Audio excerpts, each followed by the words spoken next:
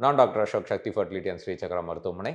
இந்த வீடியோ உங்களுக்கு பயனுள்ளதாக இருந்ததுன்னா, கண்டிப்பாக இந்த சேனலில் இருக்கிற பிளேலிஸ்ட்டில் போய் ஃபிஸ்டுலா அப்படிங்கிற ஒரு பிளேலிஸ்ட்டை செலக்ட் பண்ணி, அதில் ஆல்மோஸ்ட் ஒரு 25 to 30, 35 வீடியோஸ் இருக்கும். எல்லா வீடியோஸையுமே பாருங்கள். இதை பற்றின எல்லா டவுட்ஸ் இருந்தாலும் கிளியர் பண்ணிக்கோங்க. மேற்கொண்டு டவுட்ஸ் இருந்தாலும் கமெண்ட் செக்ஷனில் கேள்விகளாக கேளுங்க. தொடர்ந்து அதை பற்றி டிஸ்கஸ் பண்ணுவோம். ஃபிஸ்டுலா சர்ஜரி பண்ணிக்கணும்னு நம்ம நினைக்கிறோம். ஐயோ! அத கண்டிப்பா பண்ணிக்காதீங்கப்பா. பண்ணீங்கன்னா கண்டிப்பா திரும்ப வந்துரும் அப்படின்னு நெறைய பேரு சொல்லுவாங்க. கண்டிப்பா ஃபிஸ்டுலா சர்ஜரி திரும்ப வர்றதுக்கு வாய்ப்பு இருக்கிற ஒரு வியாதி தான். என்ன ரீசன்? எதனால எல்லாம் வரலாம்? நம்ம எப்படி அது வராம தடுக்கலாம்? அப்படிங்கிறது உங்க கையில மட்டும் இல்ல. பேஷண்ட் ஃபேக்டர்ஸும் இருக்குது, டாக்டர் ஃபேக்டர்ஸும் இருக்கு, இயற்கையாவும் இருக்கு. ஒரு 8 விஷயங்கள் ஃபிஸ்டுலா வந்து திரும்ப வராம இருக்கறக்கு என்னென்ன பண்ணலாம்? எதனால திரும்ப வருது? அப்படிங்கிறத ஒவ்வொன்னா பார்ப்போம்.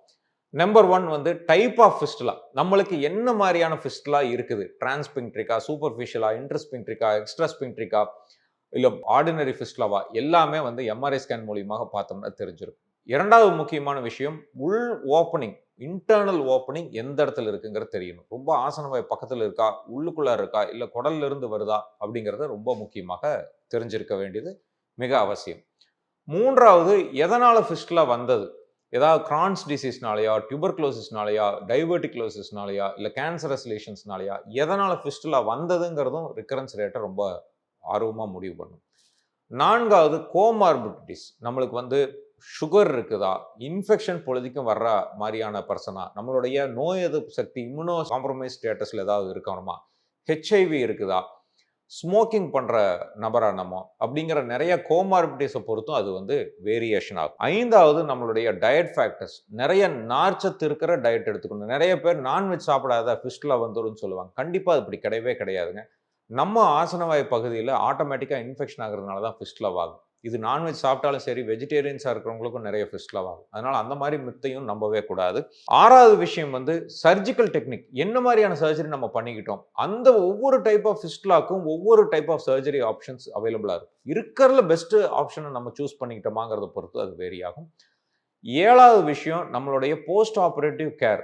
ஆப்பரேஷன் முடிஞ்சு அந்த ஃபிஸ்டுலஸ் ட்ராக்ட்ட வந்து நம்ம கரெக்ட்டா பாதுகாத்துக்கிட்டோமா? நல்லா வாஷ் பண்ணோமா? நல்ல ஆன்டிபயோட்டிக் எடுத்துக்கிட்டோமா? நல்ல உணவு சாப்பிட்டோமா? அந்த ஃபிஸ்டுலா ட்ராக்ட்ட வந்து ஹீல் ஆகுற வரைக்கும் அந்த டாக்டர் போய் தெளிவா பார்த்து நம்ம எல்லா டவுட்ஸையும் கேட்டுக்கிட்டோமா? 8வது விஷயம் வந்து இந்த ஃபிஸ்டுலா பண்ணும்பொழுது அந்த சர்ஜனுக்கு ஏதோ ஒரு சூழ்நிலை, ஏதோ ஒரு சின்ன ட்ராக் கண்ணுக்கு தெரியாம போயிருக்கலாம். இல்ல அது மறைஞ்சிருக்கலாம். இல்ல அந்த டைம் அது வந்து ஹீல் ஆகி வெளிய தெரியாம இருந்திருக்கலாம். இந்த மாரி ஒரு மிஸ்டு ட்ராக்ஸ் இருந்தாலும் வரலாம். ஸோ இந்த 8 விஷயங்கள்னால ஃபிஸ்டுலா வந்து சில டைம் திரும்ப வர்றதுக்கான வாய்ப்புகள் இருக்கு. ஃபிஸ்டுலா பத்தின நெறைய விஷயங்கள் வந்து நம்மளுடைய யூடியூப் சேனல்ல பிளேலிஸ்ட்டாக பேசியிருக்கிறோம். கண்டிப்பா பிளேலிஸ்ட்ல இருக்கிற ஒரு 25 to 35 வீடியோஸ் கம்ப்ளீட்டா ஃபுல்லா பாருங்க. அதுல இருக்கிற டவுட்ஸ் உங்களுக்கு கிளியர் ஆகலைன்னா கமெண்ட் செக்ஷன்ல கேள்விகளா கேளுங்க. கம்பல்சரி அத பத்தி தொடர்ந்து டிஸ்கஸ் பண்ணுவோம். ஆரோக்கியமான வாழ்க்கை வாழ அன்பு வாழ்த்துக்களுடன் டாக்டர் அசோக். நன்றி, வணக்கம்.